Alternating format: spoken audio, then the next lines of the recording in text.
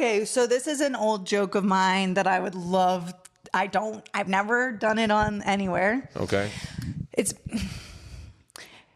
It's basically, I used to hang out at the Comedy Store a lot. And what I noticed is there would be like girls, like porn stars with big titties and like little chihuahuas.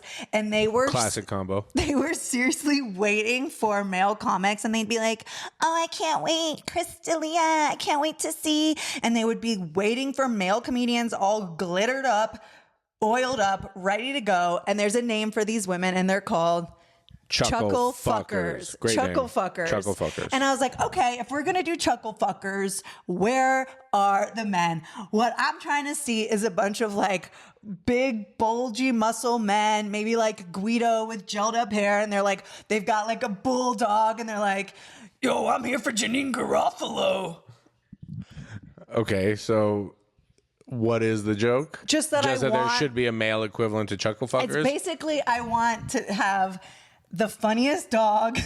I need the funniest dog and the funniest. I think Janine Garofalo was the perfect example. Janine Garofalo, because she's truly funny. Yeah, she's a great comic. The legend. She's middle-aged. She's on that borderline of, I feel like early in her film career, she played unattractive characters, but is actually a very pretty woman in real life. Yes. The Hollywood, she's so ugly, takes her glasses off. Oh, supermodel. Yeah. And then also Janine Garofalo is just a funny sounding name. So you found the perfect name. Probably Will the new generation know her? No, but that's also what makes it funnier. What about a Doberman? What's the big dog with like a chain? Cane Corso, Pitbull. Maybe a Pitbull with Rottweiler.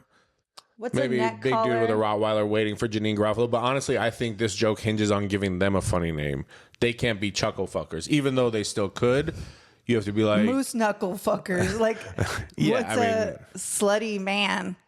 The point is, you want male groupies for female comedians. And it kind of go hand in hand with like, I've always aspired to be really successful and rich and date and I mean, this is an old joke. It's an old idea of me being successful and rich with a hot guy that's so hot that people point fingers and go, she must be loaded.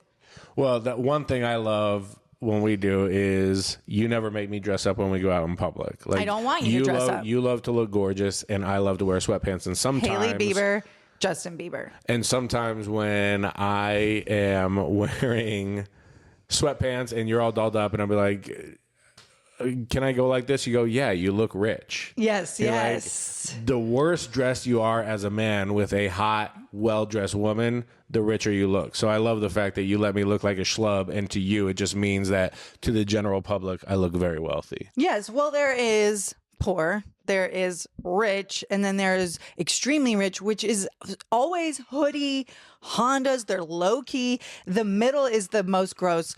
Poor is almost cool. I mean, that's pretty badass, and you know they're working on the hustle. The rich is disgusting, covered in designer, everything. Well, ostentatious rich, like flaunting your wealth. Flaunty wealth. So you think by wearing sweatpants while you're dressed up, I've crossed over into looking super rich? Yeah. All right, that's a good Halloween costume too. The super rich couple. Yeah. Yeah. Okay.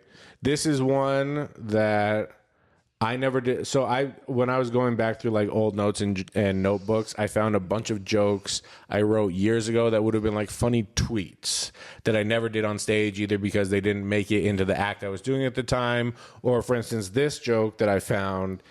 I don't think I've ever done this on stage. I do think it's a funny joke, but it no longer would make sense in my act. So I'm gonna say it, then you can tell me if it's worth resurrecting or repurposing in some way. Said, I do anal sex the way a club DJ plays Don't Stop Believing by Journey, begrudgingly and only when requested by a drunk white woman.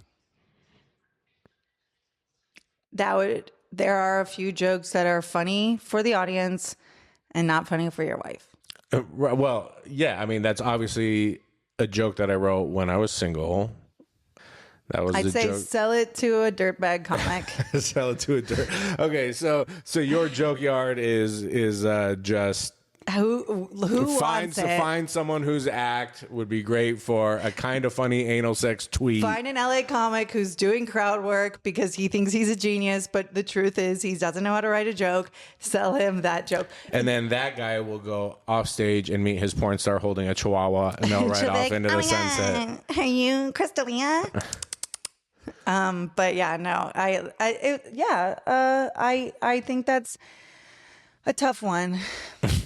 Just because I loved watching you actively hate an old joke of mine in real time.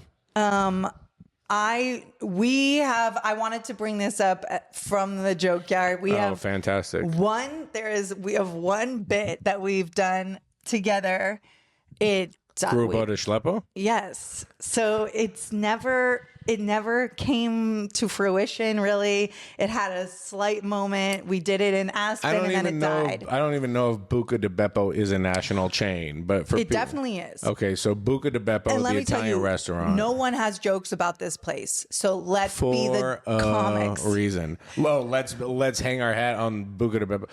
This is our hot pocket. Here's the thing, though. As comedians, when you date or marry another comedian, obviously you fuck around, you joke around constantly. Esther and I have so many bits that we do as a couple in the house that were never intended to be stage jokes. And in my mind, Buca de Schleppo was one of those, where it's funny to us and was never supposed to be formulated into like a joke for the masses. The joke being Buca de Beppo is family style Italian food. And we went to a gross birthday dinner at Buca de Beppo. And we ran this like fun bit. We were talking about how Buca de Beppo should start getting parties to come by advertising as Buca de Schleppo, where they'll send like an airport sprinter van to come pick you and your group up from the business conference that you're all in town for. From any Courtyard Marriott. Yeah, we started doing. We will pick you up. Do you want sheet cake for 40? All right, then meet us at Courtyard Marriott. We'll send the van Buca de Schleppo. Buca de Schleppo will take you directly to Buca de Beppo for groups. When you're here, you're a group. Buca de Schleppo. And that's the bit. I think maybe if you're watching a funny it, well, part sure. Where you said we could do a group poop. Yes, they all hold hands in the stall. Yes, we got very ridiculous with it. They cut out holes in the stall walls. Group poop after your group sheet cake at Buca de Schleppo. Come to Grupo de Schleppo. Again, maybe people watching or listening are catching a nice chuckle. Maybe they think this is awful, but either way, even the people catching a chuckle, I think, believe this joke never deserves the light of day on stage. No. This is a boomer. A boomer watching it is going like, you should tell Lauren Michaels and get that shtick on the SNL. Perfect. How's your career going? No. Wait. No. Eat Buca de Beppo in moderation. Where are the nudes? Heart. Bye. No, wait. We have to. Where can people see you? Same place as last time. April 13th. Where are they? I want you to stay on camera. You April 13th, I'm at DC Comedy Loft in Washington, D.C. April 14th, I'm headlining Wise Guys in Town Square, Las Vegas. April 23rd, shooting my special in Denver, Colorado at the Elaine Wolf Theater. I will be shooting a special for the tech company OnlyFans on March 17th. I love that you're really trying to make fetch happen. You're really trying to make OnlyFans a tech company. The new comedy place to be comedy. I'm also going to be on tour. March 17th in Austin, Texas. April 15th at the Wynn if you're a member only for Zero Bond. April 16th, Gainesville, Florida. St. Augustine, April 17th, April 18th, West Palm Beach, Florida, and some Miami people. You can come to that. And April 19th in St. Pete, Florida. Very exciting. The Palm Queen over here. All right. Yes, I will be back in Florida. Follow us at Against His Will on Instagram. Subscribe at Against His Will on YouTube. Follow her and pay for our future pool at Ester for You on OnlyFans. And keep on checking in. Thank you.